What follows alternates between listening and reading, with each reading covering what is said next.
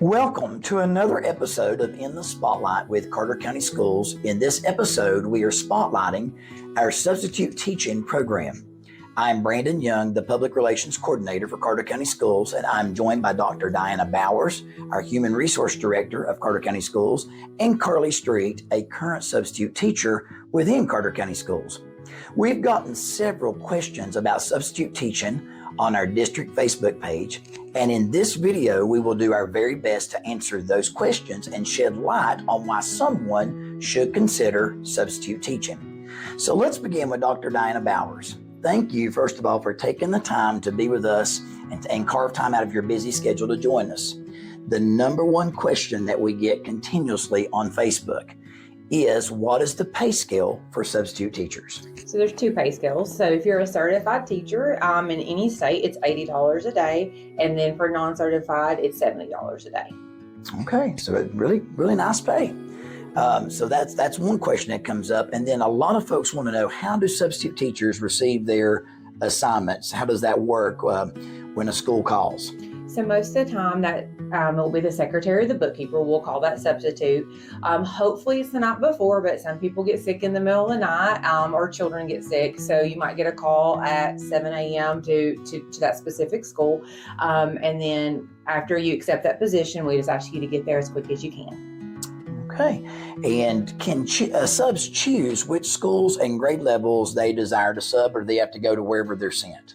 No, substitutes are able to pick the school and the grade level. So if you only want to be at an elementary school, you just fill that on our application, and we only send your name to those elementary schools. Or if you just want to be in a certain community, like Cloudland, if you want to say Cloudland High School and Cloudland Elementary, those would be the only schools that would call you. Okay. And how do substitutes communicate with regular teachers about lesson plans and issues that may arise? How does that normally work? So teachers are asked to leave a substitute folder for the substitute to come in, which would leave their daily schedule, seating charts, and the lesson for that day. And then we always ask the sub to leave a note for the teacher afterwards, because that teacher wants to reward those students when they do really well for that substitute. And then on those offhand chances, if someone gets sick in the middle of the night, there's always the emergency subfolders and that the secretary can get for you. So we make sure that you're not having to create the lessons. Those are all left by the teachers. Absolutely. And we definitely need subs. And so if it's something you're considering, I really want you to listen to this next part. So this is some firsthand information from a sub. And this is Carly Street, and we are very grateful she took the time to be with us. And I'm going to ask her some questions so you can get some firsthand information. What schools and grade levels do you currently sub at? I am at Cloudland Elementary School and Cloudland High School, and I do any of the grades. Okay, so you do any of the grades. Do you feel like the smaller ones are easier, the middle school or the high school? The smaller ones, just because I have small kids at home and I know a lot of them. I got you. So you know the kids. What led you to become a substitute teacher? Because all three of my kids are here at the elementary school. So I'm here at the same school that they're at, and I get to see them as I'm walking through the hall with the class that I have. And share the same schedule. Yes. So maybe you're a parent that has kids within Carter County Schools and would want to share the same schedule with your children. So that may be something that you're interested in. Why do you feel that others should consider substitute teaching? It's a great way to become a part of the school, see what happens in the school, and like I said, you get to see your kids, if you have kids, here throughout the day, and you get to build those relationships with the kids here in the school. I've been in second grade a lot this year, and I've got to build relationships with each one of those kids. And now they see me in the hallway if I'm not subbing for them, and they're like, Miss Carly, and they love seeing me, and I love seeing the smiles on their faces each day. So very rewarding. It is. Absolutely. It is.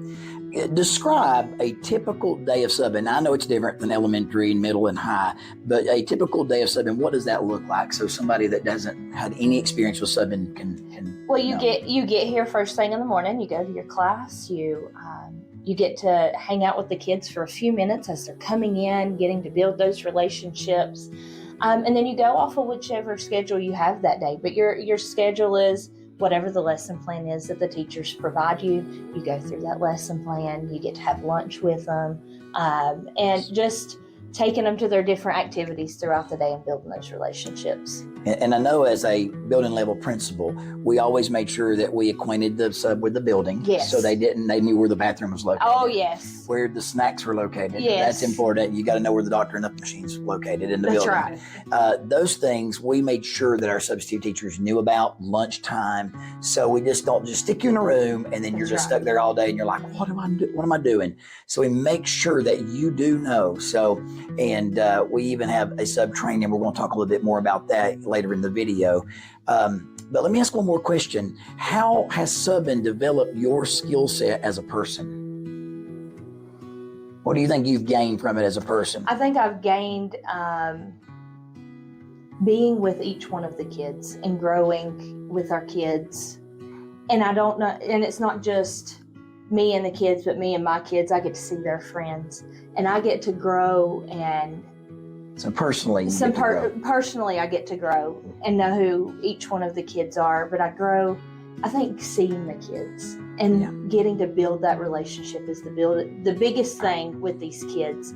I love kids. I love seeing my kids and then their friends seeing me, and they come up and they give you a big old hug and they're like, "You're here today." Sure. So the kids just make you so happy. It's all about the kids. It is. And I know going back to when I substitute taught, even when I was in college, it taught me to be flexible because the day changes so quickly. Oh yeah, you go one day and you don't have a sub, and you're not subbing that day, but you get a call that afternoon. We need you here tomorrow. Can you be here? Of course. That's what I'm here to be, and to be flexible with your schedule. You just got to change gears. Yeah, if your kid has a doctor's appointment, then you have the flexibility to not have to sub that day, and you can go and take your kid to a doctor's appointment or anything like that. And I like the flexibility of it. I do too. And I want to say thank you for being here with us today. And we're going to check out Amanda Shell is another substitute teacher. So we want you to get two different perspectives on that. So we're going to let you meet Amanda Shell. She'll be up in just a moment. So now I'm here with substitute teacher Amanda Shell, and we appreciate her joining us for this interview. I'm going to ask her the same questions that I asked Carly. What schools and grade levels do you currently sub? I sub kindergarten through seniors. Kindergarten through seniors. Yep. Okay. Elementary and high school. All right. Are they at a particular school, or are you subbing any school that calls? Only Cloudland. Mostly Cloudland. Yeah. Okay. And why do you feel that others should consider substitute teaching? I think they should do it if they're looking for work and they're looking for a job with a great work-life balance, especially moms. I think most of our subs are moms. So yeah, Carly mentioned that as well. So you could actually be with your kids during the school day and have the same schedule they have, which is really nice. Mm-hmm. So what led you to become a substitute teacher? You've been doing it for a while. Yeah, well, I started volunteering when my oldest began school. And then the teachers were like, why don't you go sign up to sub so we can, use you in the classrooms. So that's what I've done and been doing it pretty much ever since. I got you. And does a wonderful job at it. Both of these subs have done a great job for Carter County Schools. Describe a typical day of subbing. I know it's different every day, but what does that look like for somebody that's actually thinking about or contemplating becoming a sub? What does that look like from the time you enter the door to the time you leave? I like to get here a little early so I can look over the sub plans for the day.